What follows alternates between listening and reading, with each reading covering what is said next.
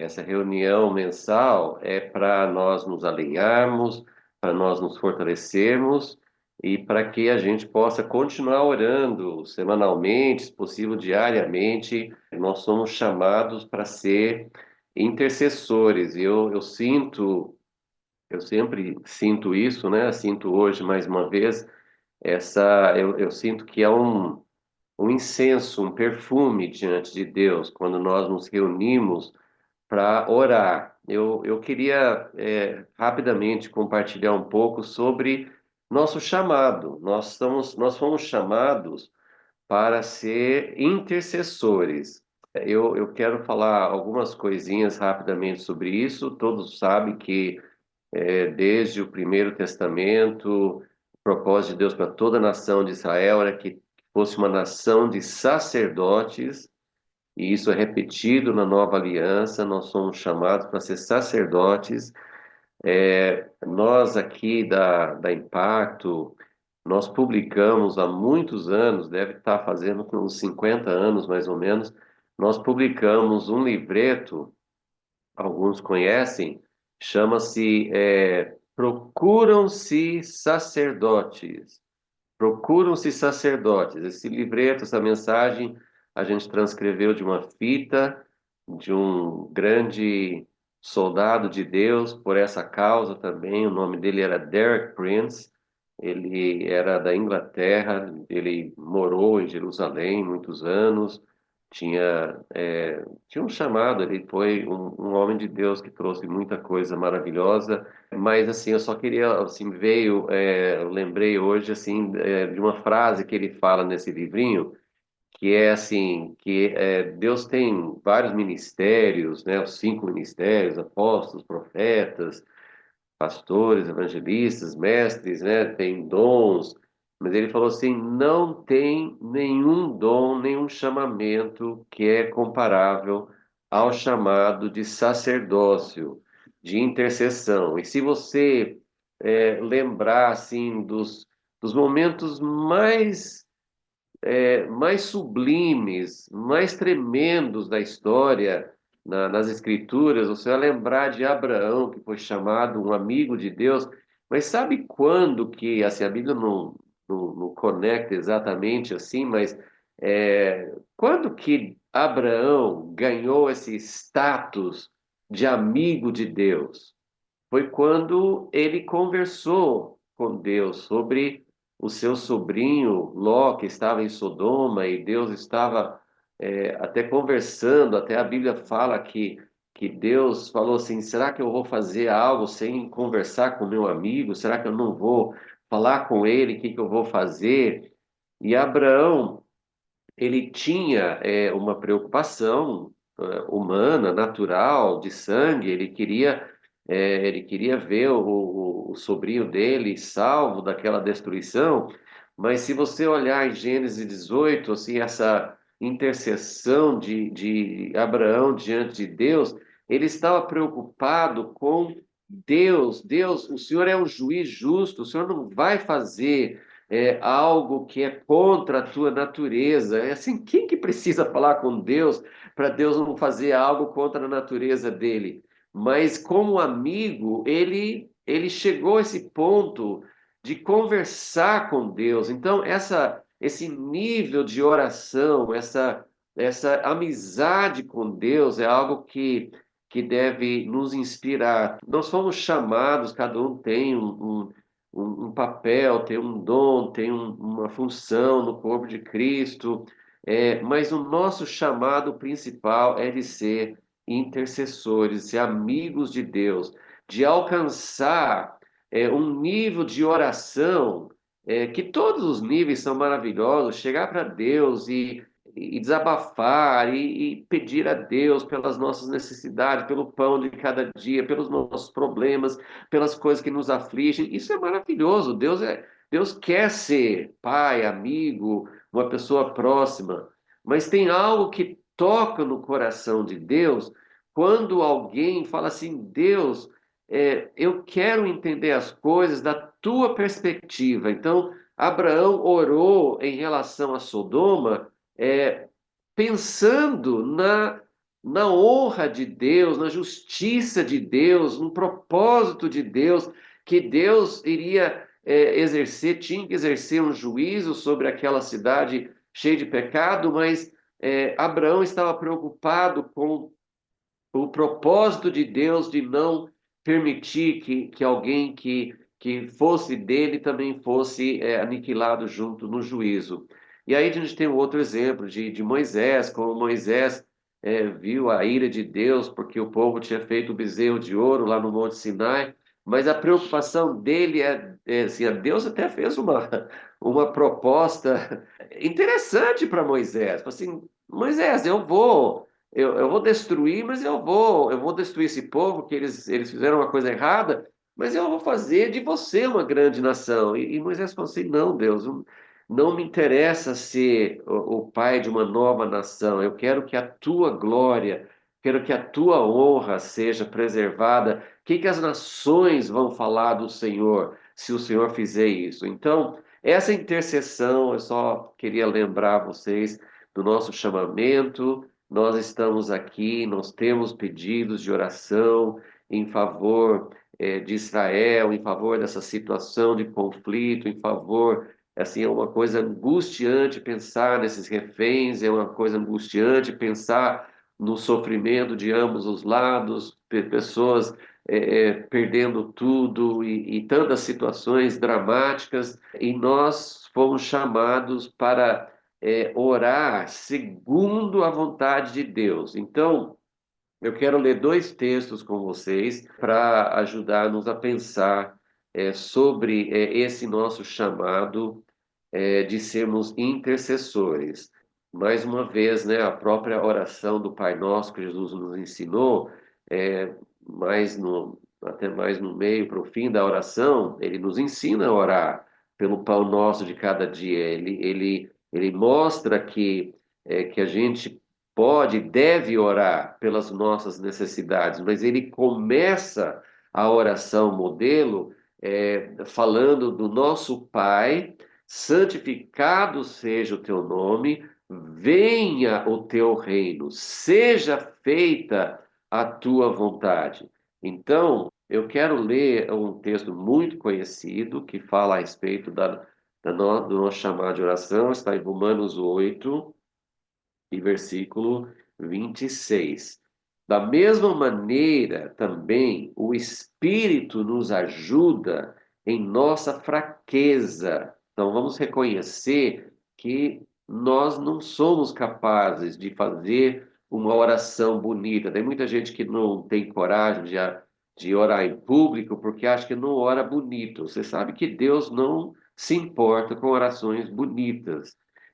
Mas ele fala aqui em Romanos que nós não sabemos orar como convém. Não é questão de ser eloquente, de falar palavras bonitas, mas é fato, nós não sabemos orar como convém, mas o próprio Espírito intercede por nós e em nós e por meio de nós com gemidos inexprimíveis, porque às vezes a gente não sabe como orar. Então, às vezes a gente suspira, às vezes a gente geme diante de Deus.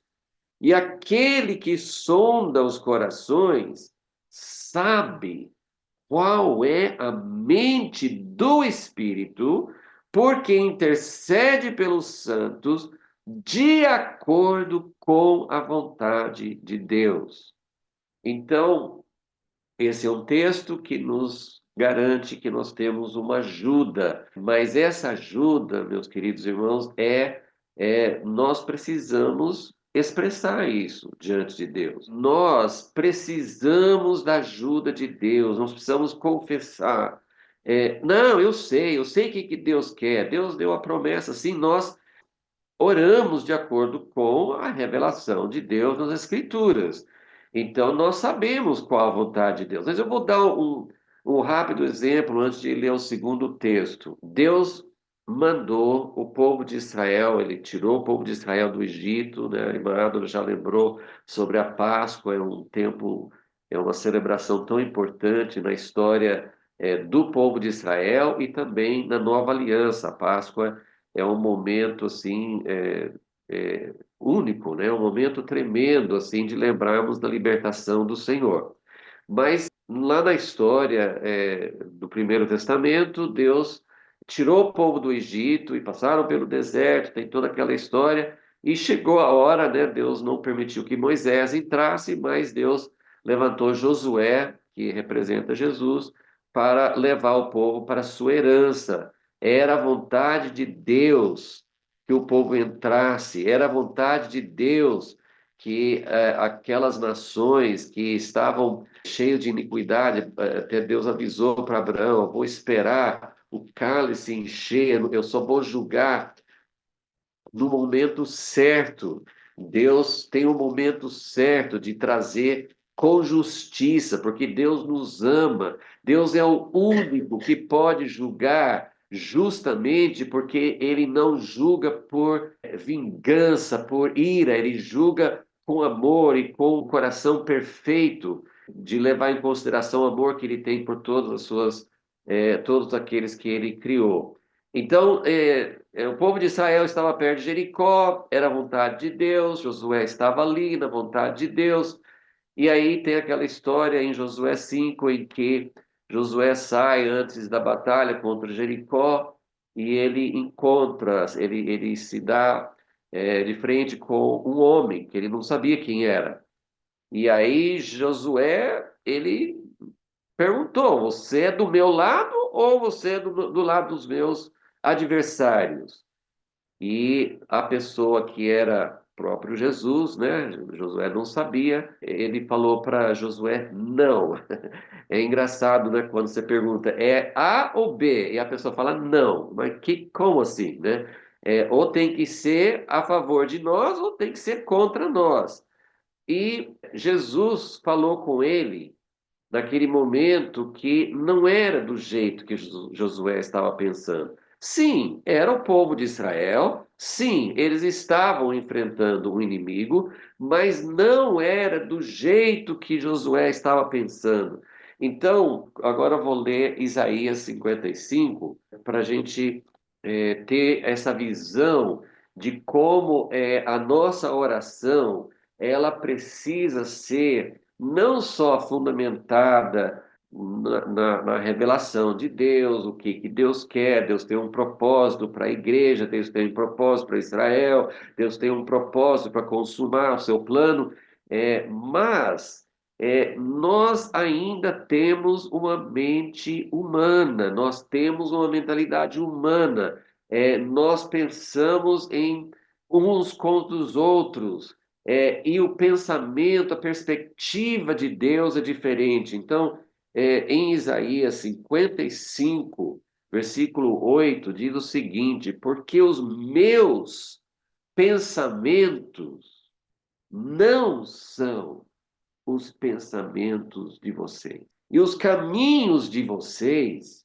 não são os meus caminhos. Ele está falando com o povo dele, ele está falando conosco. Os meus pensamentos não são. Claro, Deus é muito, muito superior, ele é muito diferente. Versículo 9: porque assim como os céus são mais altos do que a terra, assim os meus caminhos são mais altos do que os seus caminhos, e os meus pensamentos são mais altos do que os pensamentos de vocês. Então, nesta manhã, nós temos esse chamamento tremendo de fazer parte. Leia a oração de Abraão. Ele falava lá em Gênesis 18, ele falava assim: quem sou eu? O que que eu posso fazer? O que que eu posso falar com o juiz de toda a terra? Quem sou eu para abrir minha boca? Mas ao mesmo tempo, ele, ele começou, pela oração, ele começou a entender, a própria oração instruiu Abraão, instruiu Moisés. Eles puderam conhecer a Deus na oração. Mas por quê? Porque eles estavam interessados em Deus, eles estavam interessados na perspectiva de Deus, eles estavam interessados no plano de Deus. Sim, eu posso dizer, quem sou eu para orar nesse dia 16 de março de 2024? Quem sou eu para dizer a Deus o que Deus deve fazer?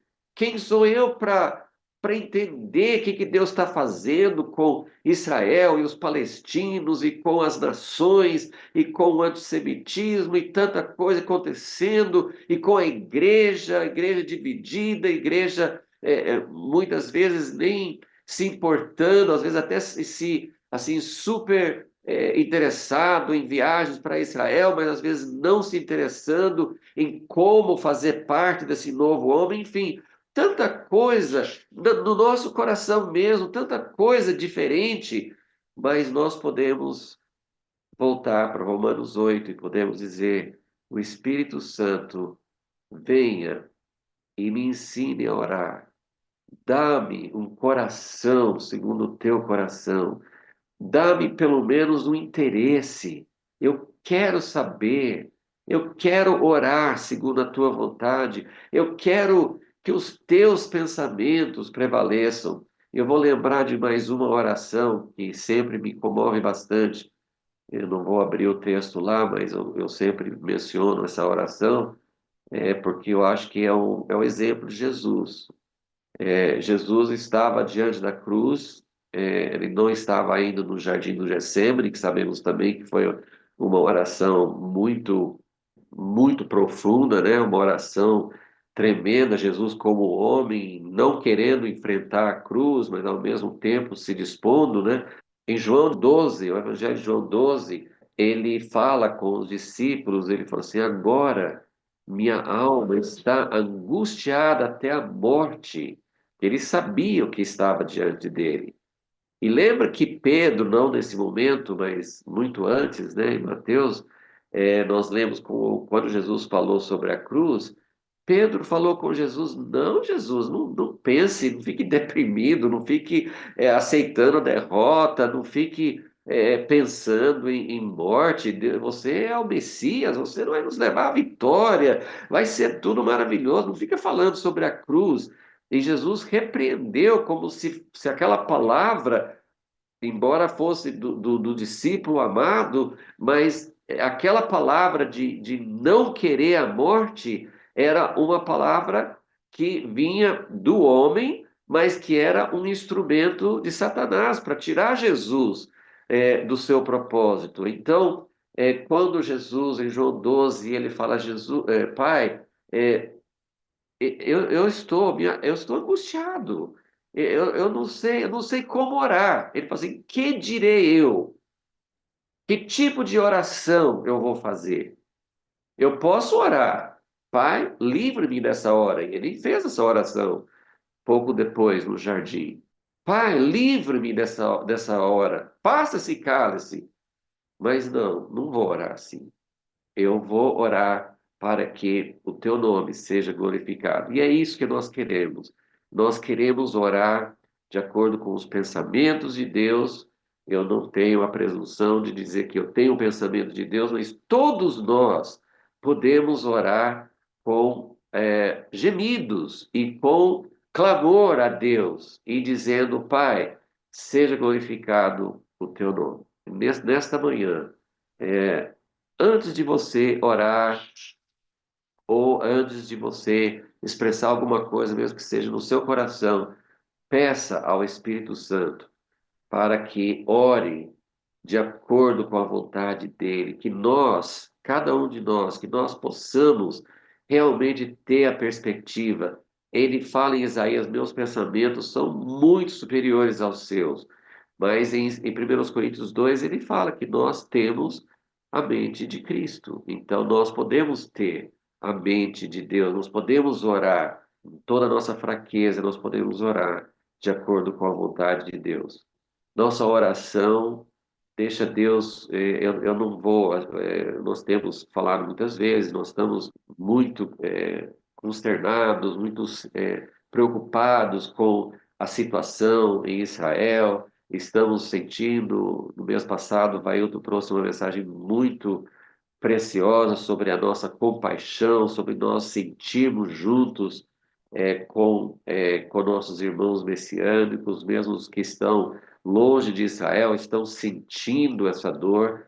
é, e estamos orando pelo novo homem, estamos orando pela restauração, estamos orando pela vinda do reino de Deus. Então, permita que o Espírito Santo conduza você em oração nesta manhã. Eu vou lembrar, eu vou colocar um pedido para que o senhor oriente o TJC2. Nós queremos que Deus dirija toda a sua igreja, todo o seu povo, né? Mas nós estamos aqui no TJC2. Vamos orar pela liderança internacional, por Martin Waldman, Brian Cox, Johannes Fichtenbauer, Dan Juster e a liderança.